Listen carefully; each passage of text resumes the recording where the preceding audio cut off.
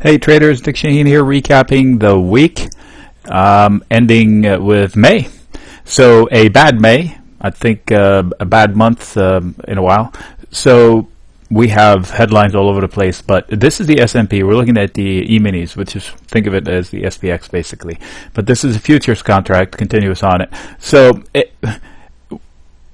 even without knowing what is the action, what's driving the action here, the headline, so to speak, I could have predicted, and in fact did share all the levels all the way up and down.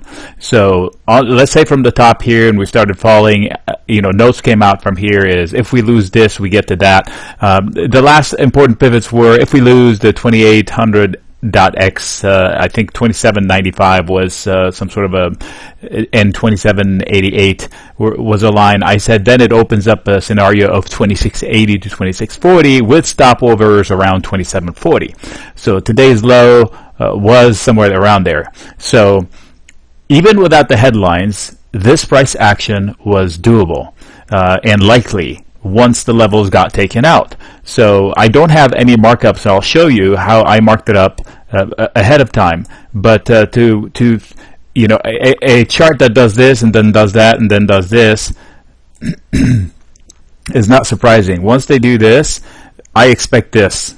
This is just price action, regardless of the headlines. And then when they lose this a head and shoulders, and the downside scenario is that 2680 to 40. So I'm not making these numbers up. I don't think we go there straight shot. I said we stop at 40, and we did-ish. We could stop at, this area too, because this was a pivot from before.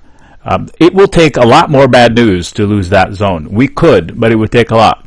So considering this whole rally, if I split it in half, that's where you end up. So this is the downside short term. Headlines, whatever gets us there, it could get us there. Now, today's Friday. The week is obviously red. How will we close? We're well off the lows of the day, which is good. We also made better headway. And the battle now is between fear and the actual fundamentals. And I vote fundamentals. This is a buyable dip, whether it's an absolute bottom or not. Absolute bottom or not. This is a buyable dip without any new information, because the stocks, the big stock, for example, the Qs, the big stocks that make up the Qs have a lot of value in them. So bringing Apple to a 10 PE from a 15 PE will take a substantial change in Apple. Now, we do have risks going into the weekend. So how will we close today is still unknown. Maybe the traders will want to lighten up going into the weekend, so they avoid what was the other headline? China. China needs to release a list of sorts. If Apple is on that list, I expect Apple to fill the gap down to the 170 ish. I forget, 172. I think start of a gap thereabouts, and it's already at 15 PE. So it depends on what kind of statement comes out from China. We could, traders might anticipate some bad news. We also might anticipate some bad news from retaliations in Mexico. All of these, in my opinion, are buyable dips. Just from the chart. If the chart did this and then gave back half, I buy it. Because odds are they're going to do this. How high? I don't know. They might do this and do this, but they're going to do that. So there is a bounce coming. How hard, how high depends on the sentiment. This is not December, folks. In December, the Fed was against us. This time, the Fed is with us, so I don't anticipate this.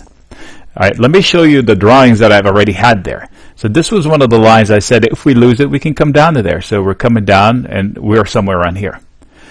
Same with these. I had two scenarios. The downside took over. So there are tons of these scenarios. We are in support. How solid the support depends on the headlines, I guess, but the technicals are there. I expect lower prices, but I expect a buyable dip. So the biggest bullish thesis for me are bonds. Okay, excuse me here while I choke. But let me see here. Let me take out all the lines. These are bonds as shown by an ETF, the TLT. It's a 20-year. They just represent a good gauge on bonds. Look at this. That is bad for stocks. That has happened before and before. Okay, that's bad for stocks. Why? Because you've heard TINA. So now we're going global here as far as macro. TINA is an acronym that stands for there is no alternative, and it applies here to the bonds because the bonds in Europe, for example, are negative rates. What the heck does that mean? Here, when you buy a bond, the government says, thanks for the money, you're lending me money for X number of years. I'll give you interest rate, a reward, regardless of what it is, 2%, 2.5, 2.1, whatever. In Europe, you have to pay them. So here is government, take my money, do what you want, and here's an extra sum of money because of the privilege of me lending you money. It just doesn't make sense. So whoever has billions to park in bonds to hide from stocks or to create income, fixed income, they can't do it in Europe. They cannot. Or in Japan, I think they cannot. So they have to buy U.S. bonds. So there's bid to the bonds. That's why the yield falls. That's why the TNX, which is the opposite of this, falls. This one rallies, the TNX falls. Because people are killing each other to buy the bonds. If I'm selling the bonds, why would I raise the rates to make it more attractive? I can't keep up with the supply of to sell them. So let me go up to the point that is bullish for stocks. This is a weekly on the TLT, quote, bonds. Look at this ledge here. Why is this ledge important? I'll give you a date. November of 2016. Sound familiar? Yep. Trump took office. So that is a pretty significant event. I would be shocked if bonds slice through that day. I would be shocked. It's not a hard line in the sand, it's a zone. But if you wanted a hard line, what is that? 131.5. So let me show you my markings. Oh, that doesn't work because of the time limits. There we go, much better. And now I zoom back out. Okay, so that was weird. Bug. So this is the tight situation we had, either breakdown or breakout. Obviously broke out, right? This was a level to resist. This was a level to resist. They crossed through both. This is November. So I should extend this out. I will later. Maybe I will now while I'm talking. So 250 will do it. That's close enough. Okay, so I expect resistance in bonds. And if that happens, then the stocks will rally. Here's the overlay on the SPY.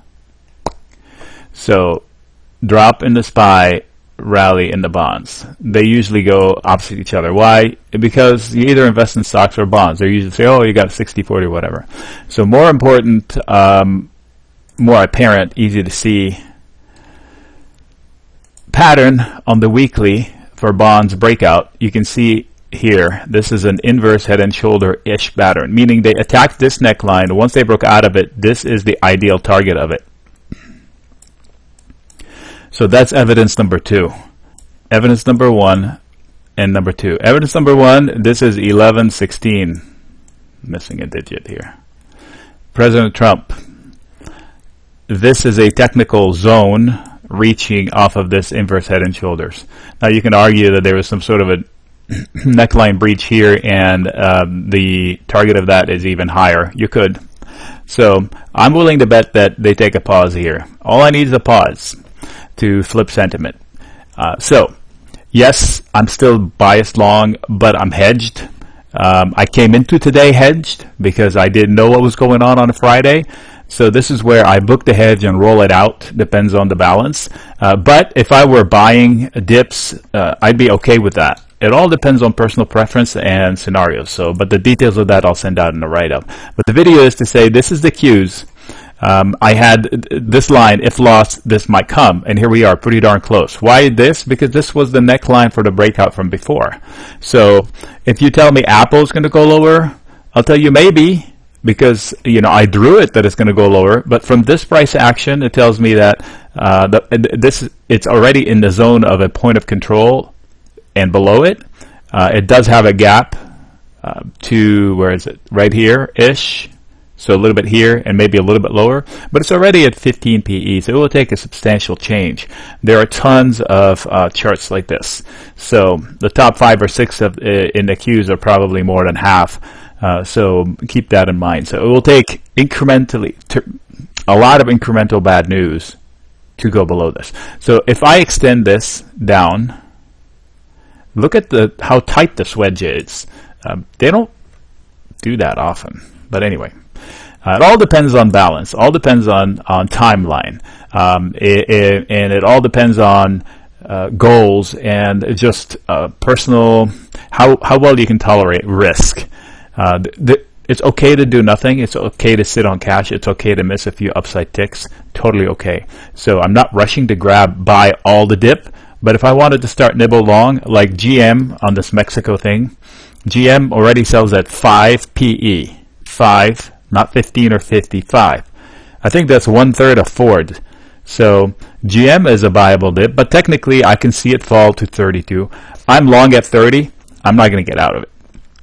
So these are just ideas. Nick signing out. The week is bad. The sentiment is bad. But it's important to remember this is not December. The Fed is on our side this time around. But it's also important to remember that the S&P target for me, once they lost this neckline, was 2680 to 2640 with a stopover here.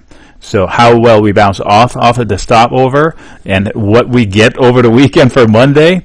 Hey, when I went to the gym last night, I did not expect to come back to minus 22 handles on the S&P. So because of Mexico 5% headline. So we shall see what comes out of that. Headlines do move price one way or another, but usually the price action will happen anyway. Maybe they move the timing of it.